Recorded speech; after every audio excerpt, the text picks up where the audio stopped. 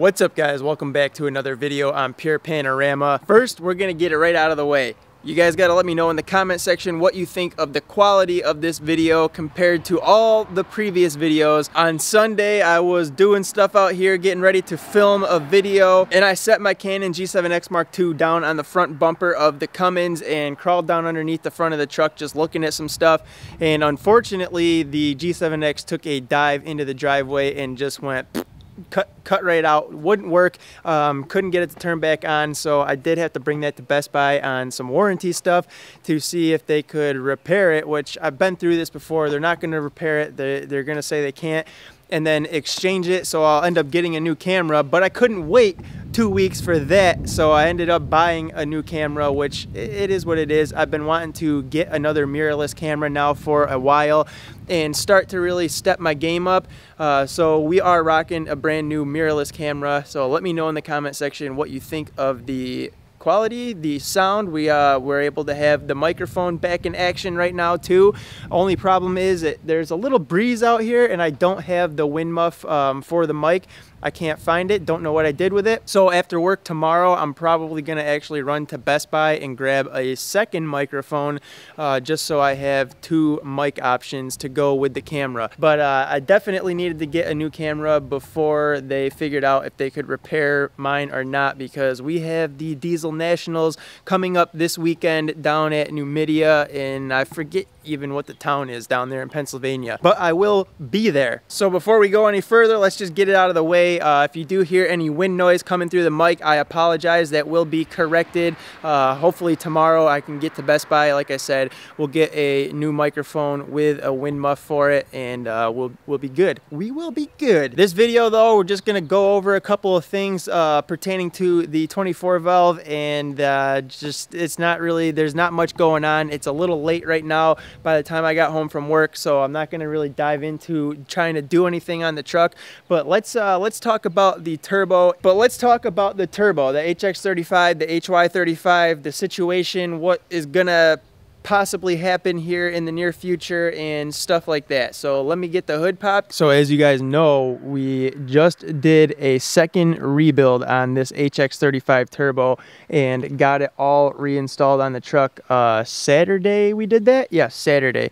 And let me just say, I was busy on Saturday. I got that whole rebuild video done, plus the installation of it and taking the truck out for a test drive to kind of let you guys know quick and briefly what was going on with it after getting it rebuilt. And also the tailgate bushing video I got done too. Now back up here to the HX35 turbo, I did have the air intake, the big honking air filter off the truck last night, and I just was feeling the shaft for shaft play and stuff like that, trying to wiggle it back and forth. We definitely have the same amount of shaft play as before when I decided that we were going to rebuild this HX35 for a second time.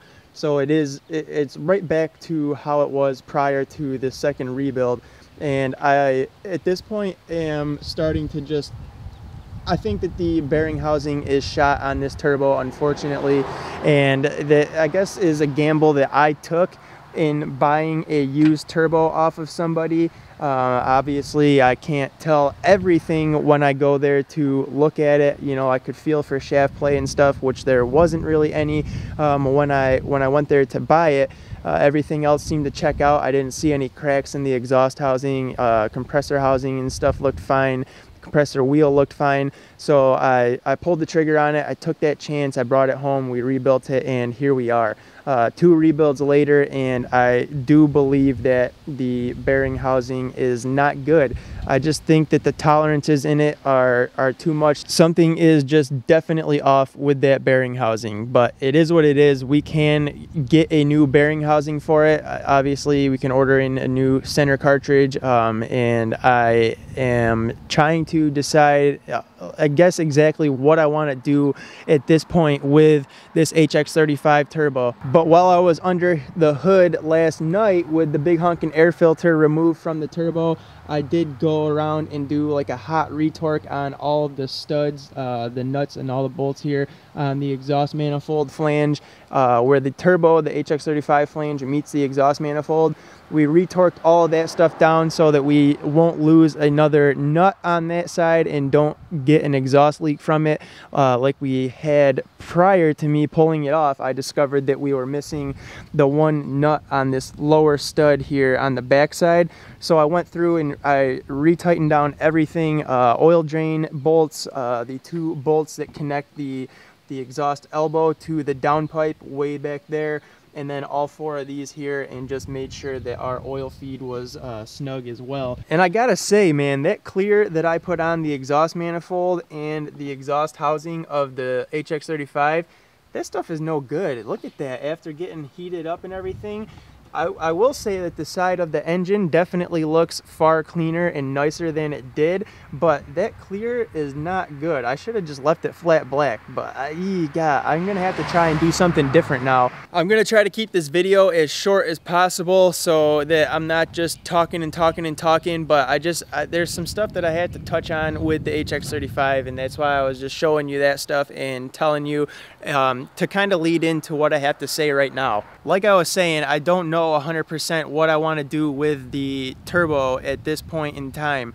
because we can get new center cartridge for it and go ahead and throw the rebuild kit into a new center cartridge. If we're gonna do that, we might as well get a new shaft with a new turbine wheel on it and kind of just do all new internals with that new bearing housing. But I don't know if I should do that. I mean, at this point, I do have some money invested into that, but it's not much. So if I were to get a new center cartridge, bearing housing for it, and a new shaft and stuff, yes, it'd be a little bit more, but I would still be in it far less than like a big single aftermarket turbo. So basically, I'm just having like a little conflict inside my brain right now of whether or not I should go with a new center cartridge, just pull the HX35 back off the Cummins and just open it all back up, transfer the rebuild kit into a new center cartridge, put it all back together and put it back on there.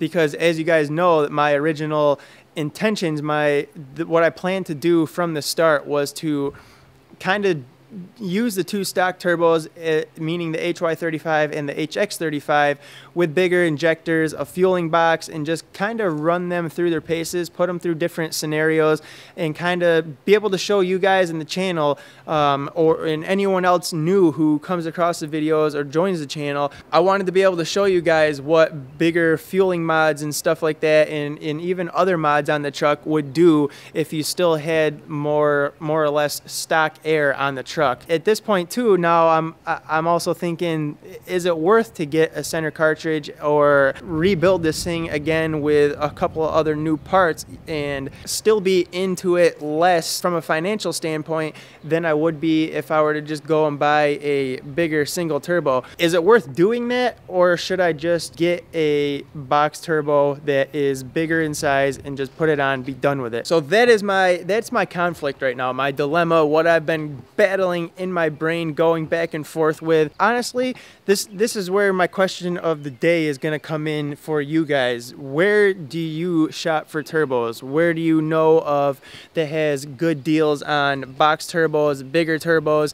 Who has the best prices around? Where can I get a good quality bigger single turbo if I were to go down that road and look to just pull the HX35 off the Cummins for right now and then replace it with something a little bit bigger? Now, if I do go that road and I do get a bigger turbo and put it on the truck, then obviously we'll have the HX35 laying around as kind of a spare, and I would still look to get a new center cartridge for it and still rebuild it so that I had a good functional spare laying around in case I was to ever need it or something went wrong with the new turbo. God forbid, knock on wood, I don't have any wood around me. So we're just gonna take it easy on the truck. We're not gonna get into it too bad and too heavy and just gonna beat the truck up right now. We're just gonna drive it and get to and from work while I decide what I want to do and figure out which path I want to go down. I also want to take some time to look around at the Diesel Nationals this weekend, see what types of vendors are there, and kind of see what is there for parts and things like that. I got a little bit of homework basically that I need to do before I come to a decision. And I also got to hear back from you guys. So what are your recommendations? This is where I was thinking of going when I were to upgrade the turbo and go with a bigger single. Like what Austin from Turbo Lab of America and I had discussed, was doing something like a 62, 65 setup. That's what we had discussed, and that's what I still am waiting. He was supposed to call me back and I haven't heard from him, so I should probably reach out to him. But I was thinking with the 125 horsepower injectors, not having the truck done up with studs or anything like that yet, which will come to the truck in the future, just not right now. But I was thinking the way the truck sits, a 62, 65 would probably be pretty decent for it. So that's kind of where I was thinking, but I do want to know what you guys would recommend also, and just kind of hear some feedback from you on this topic. So let me know, I guess, what sizes you run on your truck, or what you have run with, what size injectors you've ran it with. And also let me know where you shop for turbos, you find the best deals on turbos, who makes a good turbo for the best price, things like that. We're gonna figure it out. I just need a little bit more time to sit on it and think and stuff, and there's still a couple other things that I can do to the truck in the meantime, like get the intercooler boots in, take care of that, make sure that all those are fresh and that we don't have boost leaks and or anything like that going on before we up the turbo. I apologize for not getting anything accomplished or done on the truck really, but just felt like I needed to talk this over, get it out there, and get some input from you guys on who has good turbos for good prices, and then also see what setups you guys have worked with in the past, what injector size, what turbo size, and if you liked it, if it was bad, or was it laggy, was it still snappy, did it spool quick, things like that. So let me know in the comment section, all of the above. And as always, hit that like button on your way out. If you're stopping into the channel for the first time, you're new here, checking it out, seeing what it's all about, hit that subscribe button, join the family, and I will see you guys tomorrow with a brand new video on something. I don't know, I'll figure it out while I'm at work during the day. All right, peace. Oh, and tell me how you like the camera setup right now. Should I stick with this one?